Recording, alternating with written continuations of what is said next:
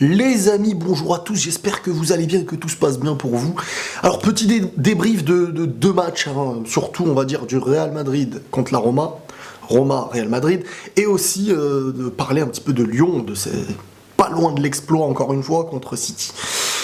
Pour faire simple, le Real Madrid, écoutez-moi bien, parce que là je vois ça et tout le monde s'enflamme, Real 2, ils auraient pu mettre 3-0, je sais pas quoi et tout.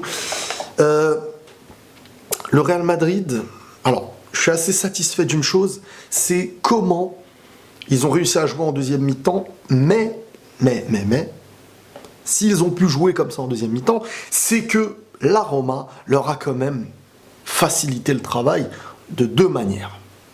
Premièrement, en ayant raté, mais quand je vous dis en ayant raté, c'est des trucs de fou en première mi-temps, les cages vides, hein, c'est voilà, tu vois, c'est vraiment, si le Real perdait 1-0 à ce moment-là, le bloc aurait été plus bas, ça aurait été vraiment plus difficile et on aurait eu un Real, comme à l'image de la première mi-temps, dans la difficulté qui à mes yeux, n'aurait pas fait rêver.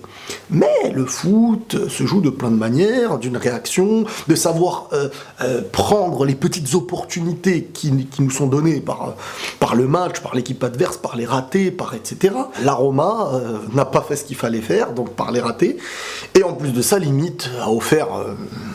le premier but de la deuxième mi-temps, quoi, du Real. Donc ensuite, c'est là que le Real, ils ont clairement montré un visage de confiance, parce que la Roma, bon, était déjà qualifiée, mais c'était un match pour la première place. La Roma se dit, bon, on va tout faire, on va attaquer, et le bloc n'était plus réellement là, derrière. Il y avait de l'espace, et là, bien sûr, quand le Real est en confiance, qu'en face, tout le monde rate, que toi, sur le peu de choses que tu possèdes, tu as marqué... t'es en confiance, donc tu balances, les joueurs tentent des choses qui passent mieux qu'en première, parce qu'au début c'était vraiment pas le cas, et voilà, ça donne un nouveau visage, ça donne de la confiance. De l'extérieur, celui qui n'a pas vu et qui n'a pas analysé le truc se dit, ça y est, le Real est de retour, oui et non. Oui et non, alors ça donne de la confiance peut-être pour le prochain match et on verra comment ils vont le débuter, mais la manière de débuter quand il y a 0-0, c'est pas rassurant. Moi ça m'a vraiment pas rassuré, je vous dis la vérité. Je pense que vous aussi, c'était ennuyeux. Il y avait pas, ça apportait pas réellement de gros dangers.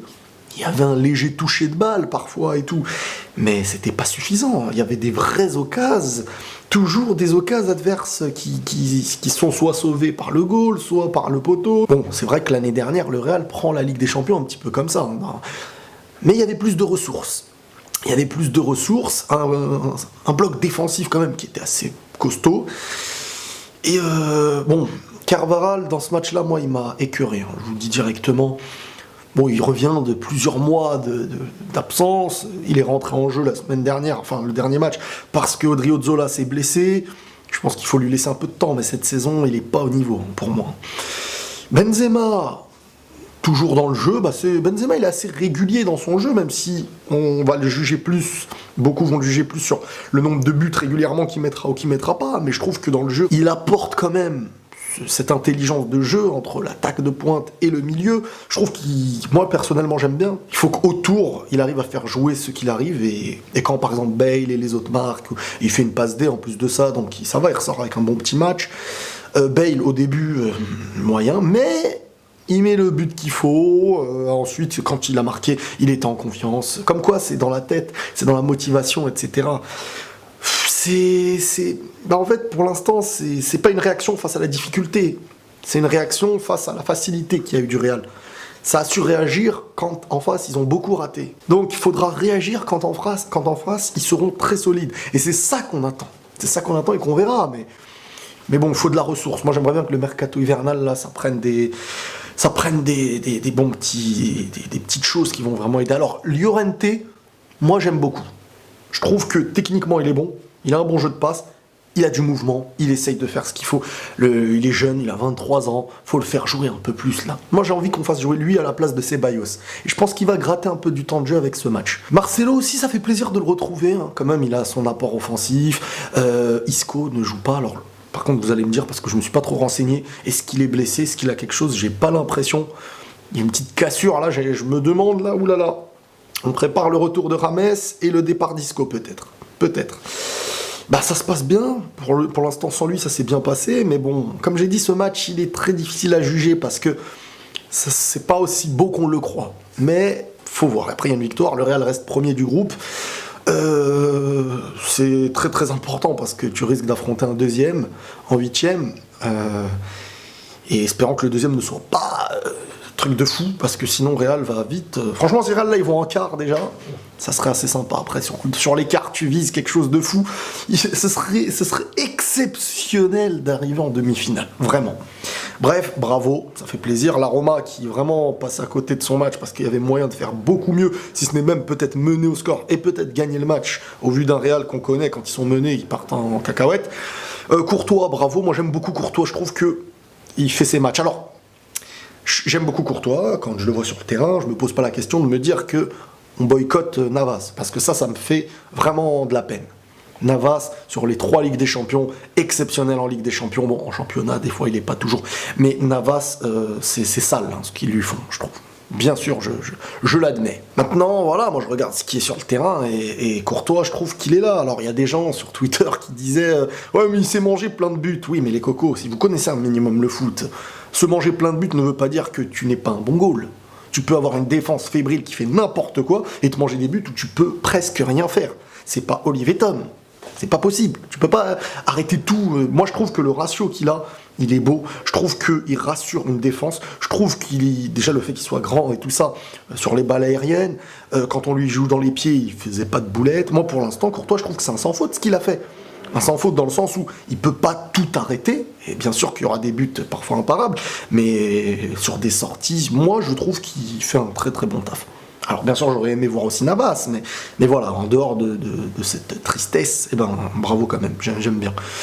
Bon, je vais pas juger tout le monde un par un, mais voilà, globalement, hein, Kroos toujours à son niveau, Modric aussi ça va, j'ai bien aimé. Mais bon, voilà, c'est un match assez dur de juger. Lyon, les amis. Lyon, c'est des bonhommes. C'est des bonhommes, mais parfois, t'es tellement dans la crainte, comment tu peux te manger une tête d'Agüero, il fait 1m73, en Ligue des Champions, t'as des grands défenseurs et tout, c'est dommage Lyon, c'est dommage, mais bon, là les amis, le prochain match au Shakhtar vs Lyon, le gagnant qui se qualifie, ça va être le feu. Ça va être le feu, et vraiment ça va être un match très très très chaud. Alors, c'est très dur de les jouer ces équipes-là chez eux. Faut voir ce que ça va donner. Mais Lyon, sur 2 matchs, faire une victoire et un match nul contre City, oubliez pas ce que je vous dis depuis les années dernières, depuis l'année dernière, et puis ça j'en parlais avant, mais je faisais pas les vidéos de foot. City en Ligue des Champions n'arrive pas, les amis. Ils arrivent pas. C'est pas les tueurs, c'est pas un niveau de psychopathe digne de celui qu'on peut voir par exemple qu'ils ont en championnat anglais, en première ligue.